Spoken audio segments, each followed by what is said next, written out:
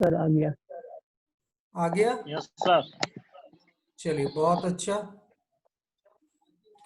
कोई दिक्कत नहीं है। अब आगे बढ़ते हैं आईडीए की ओर। आईडीए की ओर जैसे ही हम लोग बढ़ रहे हैं तो US treasury secretary announce at the 1958 annual bank end fund meeting in new Delhi that US was seriously studying the proposal of bank-based IDA and hoped other would do the same.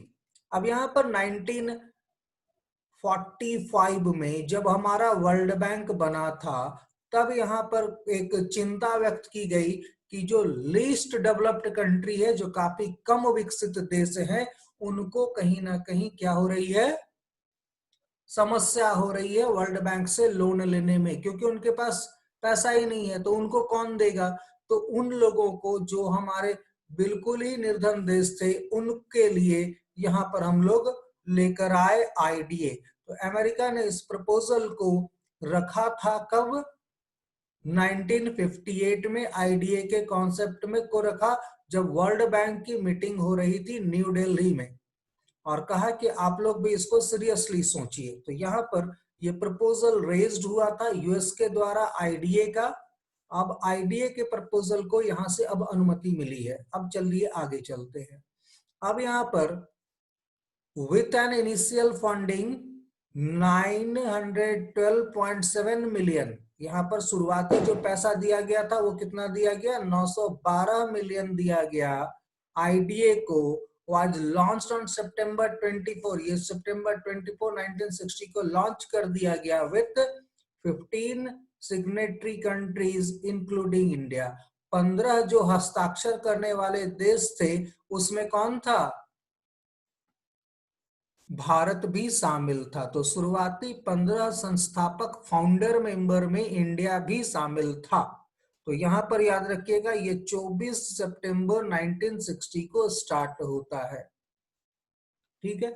अब कभी इसका ट्रेडिशनल क्वेश्चन पूछ दे कि भाई सबसे पहला IDA loan किसको दिया था? तो होंडुरास को दिया था। किसको दिया था? Honduras. Honduras received the first IDA credit for highway maintenance. तो हाईवे मेंटेनेंस के लिए ये सबसे पहला क्रेडिट दिया गया था। तो आप समझ सकते हो कि कितना इंपॉर्टेंट यहाँ पर से शुरुआत हुआ है पूरा का पूरा। अब यहाँ पर आगे आते हैं। तो ये हम लोगों ने देखा 24 सितंबर 1960। ये डेट याद रखिएगा, ये डेट घूम घूम कर आता है एग्जाम में, तो इस डेट को याद रखिएगा। और थोड़ा सा अगर एडवांस हो जाइए तो यहाँ पर ये भी याद रखिएगा कि ये कहीं ना कहीं आपका क्या बतलाने वाला है कि कौन पहला क्रेडिट लिया था। तो होंडुरास लिया था, और भी देश दिए गए थे लेकिन होंडुरास नंबर 1 पर था। The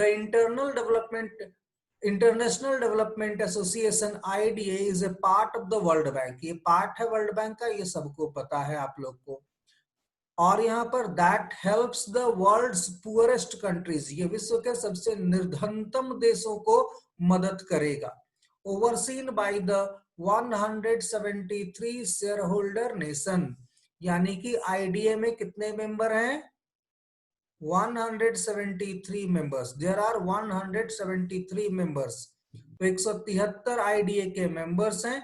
IDA aim to reduce poverty, इसका उद्देश्य है गरीबी को कम करना by providing loan call credit, जिस कर्ज दिया जा रहा है जिसको कहते हैं क्रेडिट।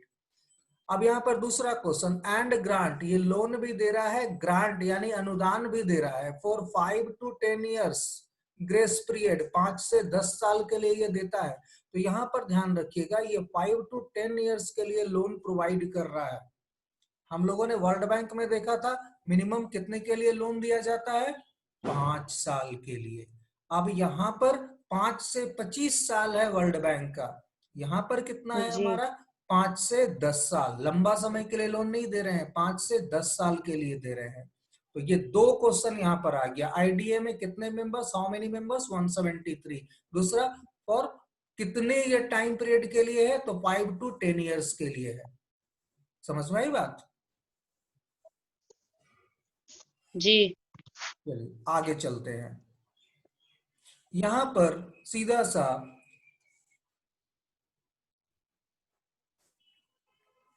173 जो कंट्रीज हैं हमारे, वो शेयर होल्डर्स हैं, इसके नेशंस हैं आईडीए में। इनका ऑब्जेक्टिव है रिड्यूस पॉवर्टी, गरीबी को कम करना, by providing loan and grant.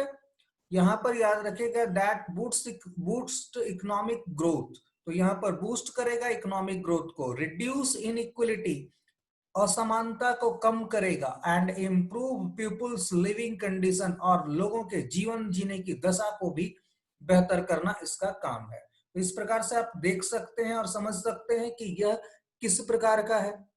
तो यहाँ एकदम से क्लियर हो गया आप लोगों का कि आप लोगों ने देखा कि इसका ऑब्जेक्टिव क्या है, आर्थिक विकास करना, इनइक्वलिटी असमानता को कम करना, और साथ में इंप्रूव पीपुल्स लिविंग कंडीशन, लोगों के रहने की दशाओं में सुधार करना। तो ये बहुत महत्वपूर्ण था।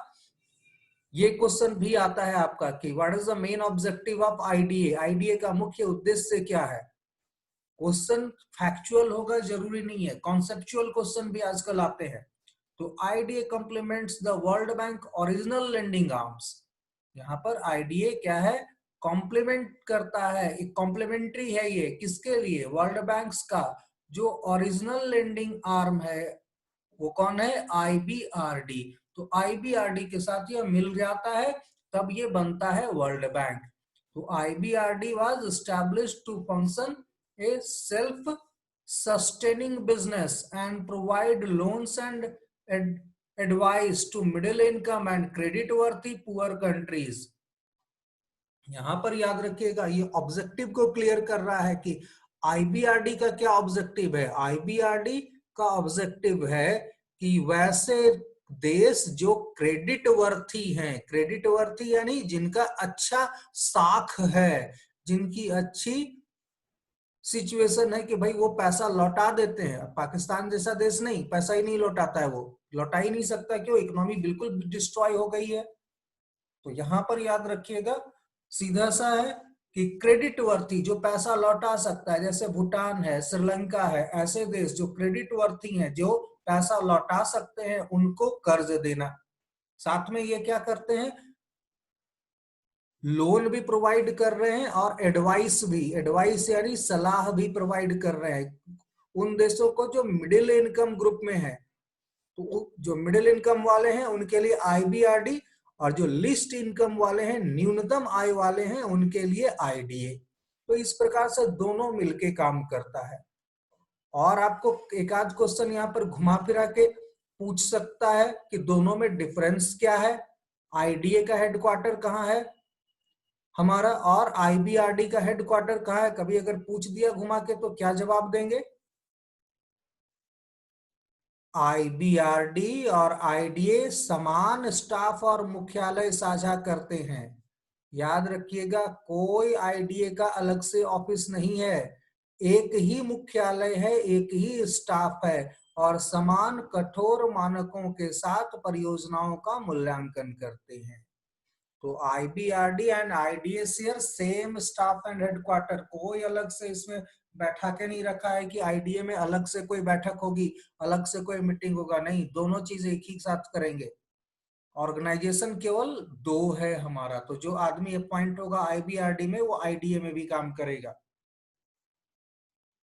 अब यहां पर देखेंगे IDA is one of the largest source of assistance for world's 74 poorest countries. कितने गरीब देश हैं भारत पूरे विश्व में, यहाँ पर सवाल ये उठता है कि कितने गरीब देश हैं। तो यहाँ पर 74 ऐसे पुअरेस्ट नेशंस हैं हमारे जिनकी बात की जा रही है। तो 74 पुअरेस्ट नेशन के बारे में यह बात हो रही है। तो 74 पुअरेस्ट नेशन जो हमारे निर्धनतम देश हैं उनके बारे में आ रही है बात। तो यहाँ पर याद रखिए आईडीए दुनिया के 74 सबसे गरीब देशों के लिए क्या उपलब्ध कराता है, लोन और कर्ज और अनुदान, लोन और ग्रांट। समझ में आया ये बात, तो यहां पर से आपको समझना है। अब आपसे पूछ सकता है कि कितने आईडीए के लिस्ट में निर्धनतम देश हैं, तो 74।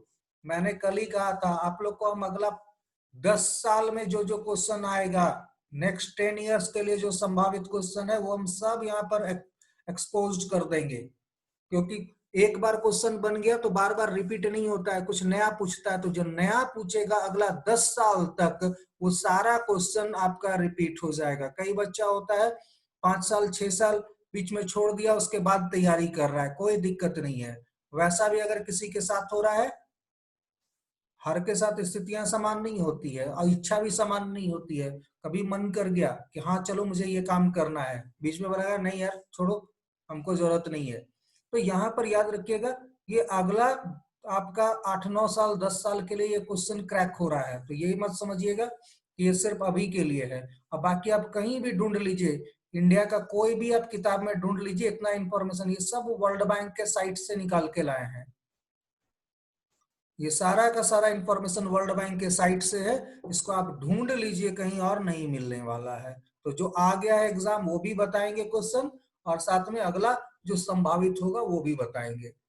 द फिजिकल ईयर एंडिंग 30 जून 2020, यहाँ पर याद रखिएगा आप लोगों के लिए क्वेश्चन मैंने दिमाग लगा के इसको डाला है। कैसे है, यहाँ पर क्या लिख रहा है, फिजिकल ईयर एंडिंग 30 जून। अब 30 जून को फिजिकल ईयर एंड कर रहा है, अभी सेंटेंस नहीं पढ़ो, अभी सिर्फ यहाँ पर ध्यान दो। तो यानी कि इनका फाइनेंशियल ईयर कितना होगा वर्ल्ड बैंक का, तो इनका हो जाएगा 1 जुलाई से लेके 30 जून। ये क्वेश्चन आपका आ चुका है ऑलरेडी कि वर्ल्ड बैंक का फाइनेंशियल ईयर क्या होता है। तो वर्ल्ड बैंक का फाइनेंशियल ईयर 1 जुलाई से 30 जून होता है। तो यहां पर याद रखिएगा इस प्रकार का क्वेश्चन और भी आता है। पहला क्वेश्चन आता है आरबीआई का फाइनेंशियल ईयर क्या होता है, तो ये भी वही होता है 1 जुलाई से 30 जून। वर्ल्ड बैंक का आरबीआई का सबका एक होता है, लेकिन अगर बात करेंगे गवर्नमेंट ऑफ इंडिया का तो क्या होगा हमारा, गवर्नमेंट ऑफ इंडिया की बात आएगी तो सीधा सा गवर्नमेंट ऑफ इंडिया का होगा हमारा 1 अप्रैल से लेकर आपका 31 मार्च तक। तो यहां पर याद रखेंगे इस चीज को, 1 अप्रैल टू 31 मार्च ये हमारा गवर्नमेंट ऑफ इंडिया का फाइनेंशियल ईयर है। तो यहाँ पर दोनों को ध्यान में रखना है कि किसका कौन सा है। तो गवर्नमेंट ऑफ इंडिया के लिए वित्तीय वर्ष कौन सा होगा, 1 अप्रैल से 31 मार्च। लेकिन अगर वर्ल्ड बैंक के लिए बात करेंगे तो 1 जून से 30 जून, और आरबीआई के लिए भी 1 जुलाई से 30 जून। सर आरबीआई में भी तो 1 अप्रैल से 31 मार्च। नहीं, 1 अप्रैल से नहीं होता है आरबीआई का, यही तो क्वेश्चन है, यहाँ पर कंफ्यूजन रहता है। ये केवल गवर्नमेंट ऑफ इंडिया का है, आरबीआई के लिए 1 जुलाई से 30 जून, जैसे वर्ल्ड बैंक का होगा वैसे उनका भी होगा। ठीक है, बिल्कुल कंफ्यूज नहीं और करना। बैंक सबका होता है ना, जैसे एसबीआई है। हाँ, वो जो बैंक का होता है गवर्नमेंट ऑफ इंडिया के अंतर्गत सब कोई अपना बैलेंस शीट बनाता है, तो 1 अप्रैल से लेके कहाँ तक होगा, 31 मार्च। 1 मार्च। हाँ, तो बैंकों का भी होगा आपका 1 अप्रैल से 31 मार्च तक। लेकिन अगर बात करेंगे आरबीआई का, तो आरबीआई का हो जाएगा 1 जुलाई से 30 जून तक। ठीक है, तो 2 प्रकार का फाइनेंशियल ईयर चलता है। चलिए आगे देखते हैं। यहाँ पर अब इसको पूरा का पूरा चैप्टर में क्या है, मतलब इस पॉइंट में क्या है ये देखेंगे। यहाँ पर IDA commitments total 30.48 billion of which 26% provided on grant term। इस साल कितना दे रही है, इस जो अभी 30 जून 2020 को खत्म हुआ फाइनेंशियल ईयर, तो आईडीए कितना लोन दे रही है, 30.48 बिलियन दे रही है ये लोन। अब ये 30.48 बिलियन लोन दे रही है, ये इसमें से 26% क्या है, ग्रांट है, अनुदान है, यानी कि ये पैसा नहीं रिटर्न लिया जाएगा। दे दिया मतलब दे दिया, लीजिए रखिए अब आप लोग को, ये ग्रांट दिया है तो ग्रांट रिटर्न नहीं होता है। ठीक है, तो यहाँ पर ग्रांट रिटर्न नहीं होगा, तो ये इस प्रकार से है। Since 1960 IDA has provided 422 billion for investment in 114 countries। 114 देशों को अभी तक लोन दे चुकी है, 422 बिलियन का 1960 से अभी तक। तो यहां पर याद रखिएगा, annual commitments has increased steadily and averaged about 25 billion over the last 3 years. हर साल 25 बिलियन बढ़ता जाता है इनका, ये कमिटमेंट इनका है कि हम लोग 25 बिलियन हर साल देंगे लोन। तो एवरेज लोन इनका 25 बिलियन होता ही होता है। इस बार तो 30.48 बिलियन चला गया है, ये अच्छी बात है। तो यहां पर याद रखिएगा, अभी तक 114 देशों को लोन दे चुके हैं। तो ये वाला डाटा केवल इंपॉर्टेंट है, 422, क्योंकि ये शुरुआत से अंत तक का, और ये दूसरा ये। तो यहाँ पर दोनों के दोनों अवेलेबल होंगे, ठीक है। फॉर, यहां पर याद रखिएगा, ये दोनों इंपॉर्टेंट क्वेश्चन है। यहां तक समझ में आ गया सबको? Yes sir. आवाज वगैरह सबके पास एकदम क्लियर जा रही है? जी सर। वो कल तो ये का 518 और 520 क्या है? क्या 518 और 520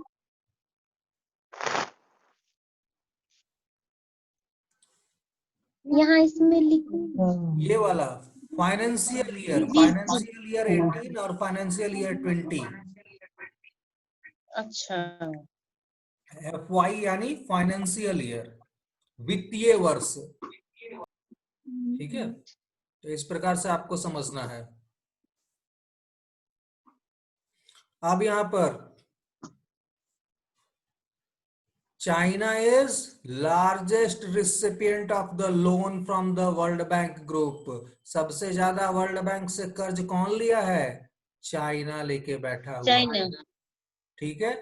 China took the loan 2420 million dollar, followed by the India, Bharat भी किसी से कम नहीं है, 1776 मिलियन डॉलर, हम भी किसी से कम थोड़ी हैं।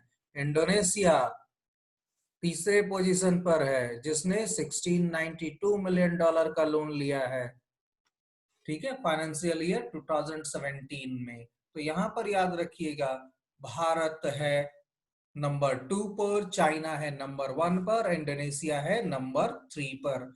तो जो दुनिया के 3 बड़े कर्जखोर देश हैं, उसमें दूसरे नंबर पर भारत है वर्ल्ड बैंक से कर्ज लेने वालों में। आगे चल के एडीबी में देखेंगे, वहां पिक्चर बदल जाएगा, ठीक है। इसका एकमात्र पूरा का पूरा जाता है, भारत का इतना कर्ज लेने का जिम्मेदारी जाता है एकमात्र मनमोहन सिंह जी। 2005 में टोटल लोन था हमारा 131 बिलियन डॉलर, और ये 2014 में हो गया 476 बिलियन डॉलर। तो हमारा लोन यहाँ पर जो बढ़ा, वो टोटल बढ़ा कितना, 345 बिलियन डॉलर। 345 बिलियन डॉलर हमारा लोन इंक्रीज कर गया। तो हम लोग इतना कर्ज में नहीं होते।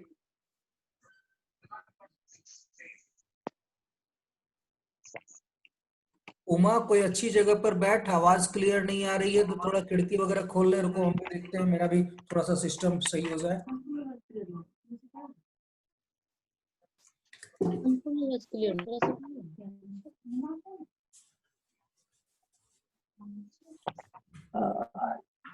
अमृत सर, मेरा भी आवाज नहीं आ रहा है, बोलते हैं।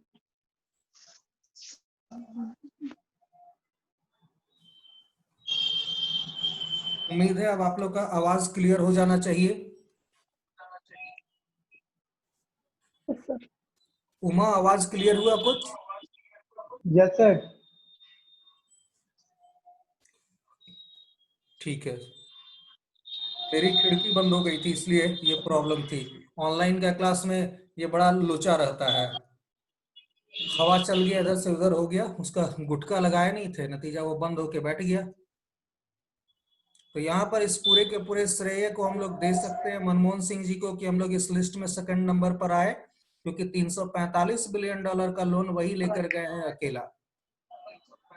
सोनिया गांधी। वर्तमान में करीब करीब हमारा लोन 567 बिलियन डॉलर को क्रॉस कर रहा है। तो अभी वर्तमान में हमारा लोन बढ़ रहा है, लेकिन कॉम्परेटिवली काफी कम दर से। और अब मेरे ख्याल से लोन लेने की जरूरत नहीं पड़ेगी। क्यों नहीं पड़ेगी? क्योंकि हमारे पास $500 बिलियन का फॉरेन रिजर्व हो चुका है। इस लॉकडाउन में हमारा फॉरेन रिजर्व बड़ा तेजी से बढ़ा है। क्योंकि फॉरेन रिजर्व इसलिए बढ़ा तेजी से क्योंकि पेट्रोल डीजल का यूज नहीं हुआ। नतीजा हमारा जो सबसे ज्यादा खर्चा होता था पेट्रोल डीजल के ऊपर, वो बच गया लॉकडाउन में। वैसे अगर पैसा बचाने का बात किया जाए तो निश्चित तौर पर अगर ऑनलाइन एजुकेशन को बढ़ावा दिया जाए तो बहुत पैसा और समय बचेगा। खासकर कोलकाता जैसे शहरों में जहां 2 घंटा 3 घंटा 4 घंटा चला जाता है सिर्फ टाउन आने में, जो बहुत दूर दूर से लोग रहते हैं। तो यहाँ पर अगर वैसा होता है तो निश्चित तौर पर बहुत बिजनेस हमारा इंक्रीज करेगा। तो चाइना सबसे ज्यादा कर्ज लेने वालों में से है और ये लार्जेस्ट रिसिपिएंट है लोन का। दूसरे नंबर पर इंडिया, $1776 मिलियन का लोन हम लोगों ने ले रखा है। तीसरे नंबर पर इंडोनेशिया है, $1692 मिलियन का लोन उसने भी ले रखा है। अच्छी बात है, हम किसी से कम नहीं। अब यहाँ पर डेट ऑफ एस्टैब्लिशमेंट में सिर्फ यहाँ पर लिख के मैंने रख दिया है 20 जुलाई 1956 को 64 years ago international finance corporation, जो मैंने कल आप लोग को पढ़ाया था, उसका एस्टैब्लिशमेंट हुआ था।